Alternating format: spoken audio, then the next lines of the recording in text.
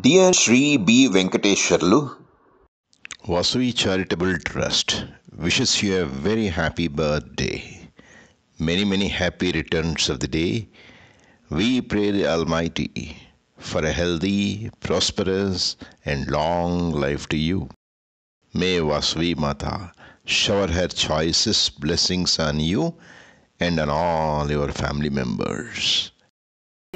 शतमानं भवति शतायुः पुरुषः शतेन्द्रिय आयुष्येवेन्द्रिये प्रतिष्ठति